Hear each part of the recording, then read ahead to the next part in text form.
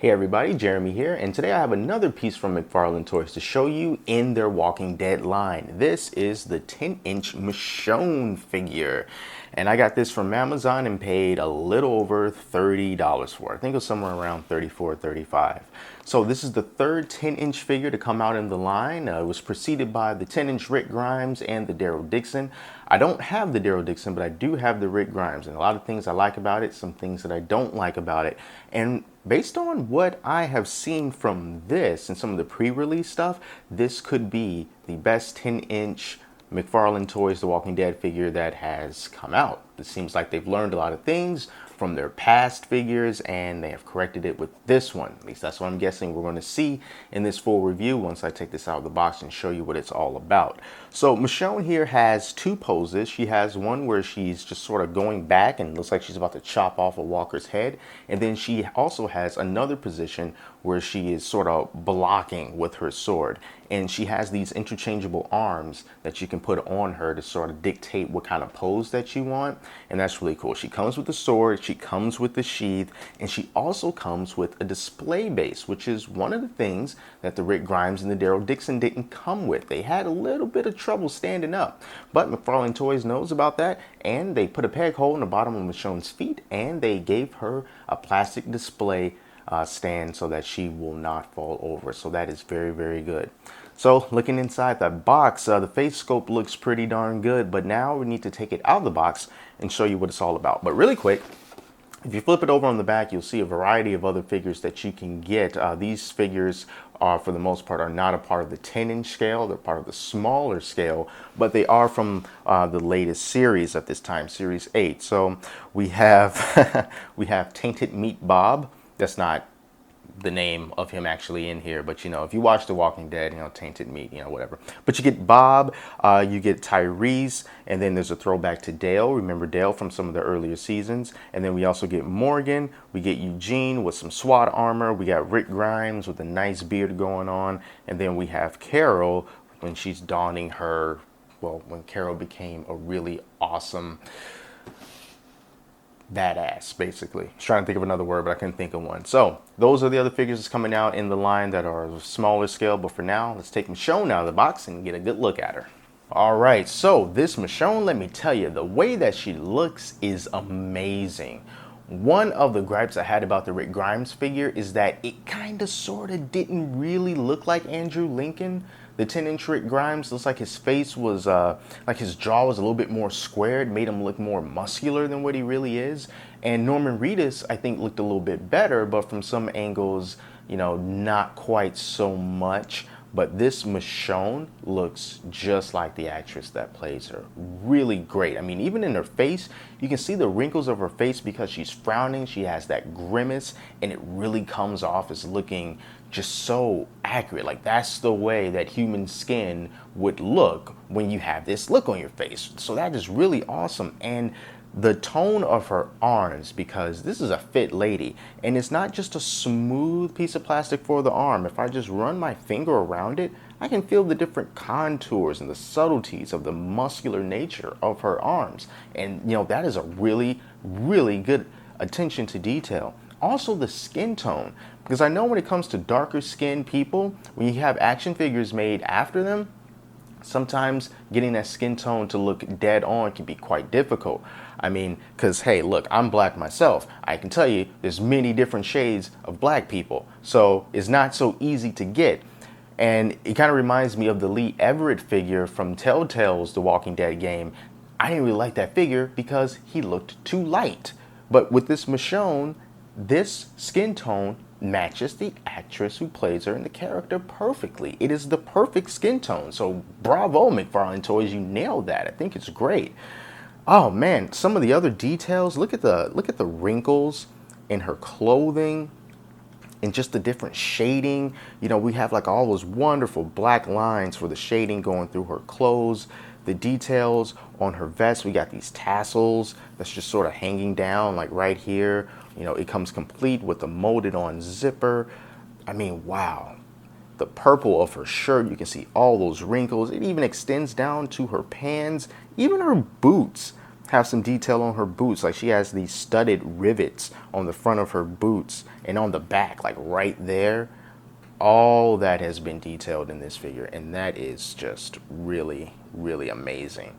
Her hair, her trademark dreadlocks, they look great. They're all, looks like that they're individually molded for the most part. And man, the gloves on her, this is just really, really good. They did a wonderful job with this figure, and I'm praising it, and I'm praising it like crazy. But hey, let me tell you, there's some things about this that, quite frankly, scare me a little bit. And one of them was this stand that she's on right now. Now, if you look closely, and I'm not sure if you can see this or not, but I don't have her heel completely placed down into this stand. And that's because I can't do it. And that scared me a bit because as I was trying and trying so hard to put her in this stand, I just kept hearing the grinding of plastic, and I was really afraid that the little peg tip was eventually going to break off somewhere.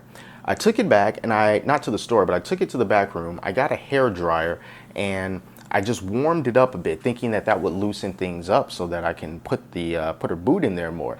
Not sure if it really helped or not, but I still couldn't get her foot to sit flush in here, and as a result, she was a little bit weighed on one side more than the other, so I couldn't get her to stand up at all. Until I found out that even though this figure looks like she doesn't have any articulation, she has a very limited articulation, and I think that that is for helping her balance more. The boot here, there is a little ball joint, like right here, right there where her shoe attaches to her lower leg. It's a little bit of a ball joint, so you have some slight pivot. You see I'm turning it here? You have some control over that. So if you can't quite get her to stand up, what you would just do is just sort of manipulate it a little bit to help balance it out more. And it's the same thing on this foot too. You might have to crunch it forward a little bit or crunch it back a little bit or just slightly move it to the side just so you can get her to stand. And even though her foot isn't completely on the ground right now, I think that's okay because as she has like this baseball swing look that she's about to, slice off a walker's head, I think having this foot here sort of pivot is a good thing because it just helps to add to the dynamic pose in general. So I'm not looking at it as, because if you're about to slice a walker's head off with such force, chances are you won't have both feet planted firmly on the ground. You're probably going to be giving yourself a little bit more leverage by turning a bit. But that did scare me. I was afraid that, perhaps something was not right with this, but I managed to get it working and it's fine now. Another thing that scares me, and one thing that I'm not going to show you in this review because I am scared, and that's the different positions that you can put this sword in. Michonne comes with a couple of different arms. And these arms help to determine the different pose that she's in. Because right now she's in the I'm going to chop your head off pose. But these other two arms right here, when you attach it to her, it puts her in a more defensive pose. So she'll have the sword blade pointed down as if to guard herself from something that's coming up. Now, one thing that I will say, I'm glad that we got these two interchangeable arms. I think that's really awesome. And these arms do come off very easily. And they can only fit in one way because they're like uniquely shaped. And that is something that I really do like. I do like how the arms come off easily and I didn't feel like I was going to break them, not even the first time I took the arms off. But what scared me was after putting the new arms on, I had to put this sword. I had to put this sword in her arms and it is in her hands, and it is such a tight fit. It's way too tight for my liking, and I decided, I don't want to risk potentially breaking the sword or damaging the figure, so I just decided not to put her in that pose to show you. I'll put a picture on the screen so that you can see what she looks like when she's posed that way, but I personally don't feel comfortable putting her in there because I don't want to damage the sword. It's a much easier time for some reason getting the sword to slide in and out of her hands in her original pose, but trying to get her to put the sword in her hands with these new hands that are inside of the box is just really hard. Maybe if you put a hair dryer to it, you can get it to work better, but that's just something that I just did not want to risk. And it's all right because I don't want her to be in the defensive pose anyway. I want her to be in an offensive pose because I think that's exactly what you would expect of Michonne. So that's something that scared me too. It's just sometimes things can be a little bit too tight. And that kind of is the same thing for McFarlane Toys, their construction sets as well, because some of those pieces fit a little bit too tight too. So then maybe that's just the thing across the board with McFarlane Toys.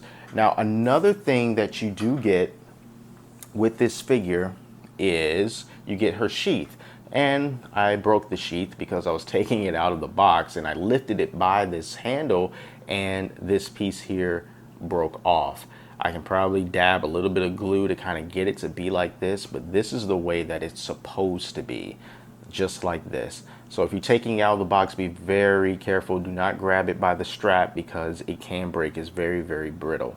And, you know, I imagine that I'll just take her arms off and maybe just fit this over her head, maybe if I can. And then maybe I can just kind of have it kind of hanging like this.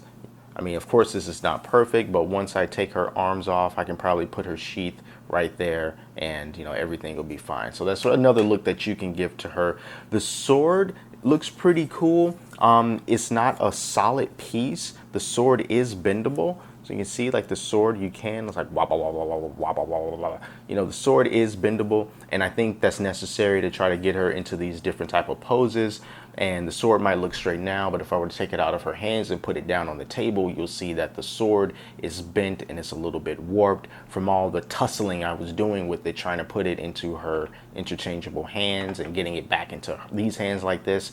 This is the type of figure that once, I mean, it's a cliche to say set it and forget it, but that's kind of how I feel with this figure. I want to set her up, and once she's set up, I just want to leave her as she is. I don't want to mess with her. I don't want to take this stand off. I don't want to take her arms off and put the sword in a different position.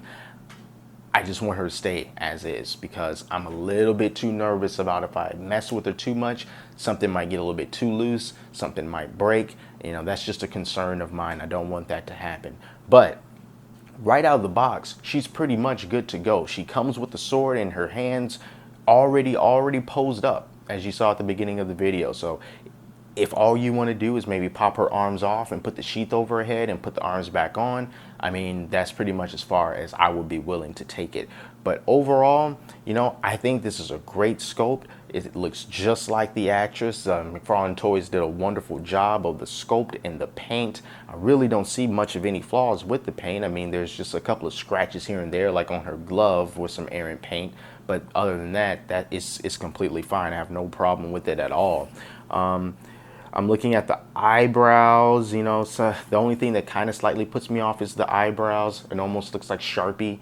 But, you know, other than that, I think that this is a fantastic figure, especially for the price. You're going to be getting it for around $30 to $35, and I think that's a great compliment to your existing Walking Dead collection if you have an existing Walking Dead collection. So, yep, that's my review on this Michonne figure. I think it's awesome. You just got to be a little bit careful with it because it'll be a shame if something on it were to break because some things on here are a little bit tight. You're going to have to work with it a little bit, but be very careful. Do not rush it, and you should be fine. So, thank you so much for watching, everyone, and until next time, I'm Jeremy, and I'll talk to you later.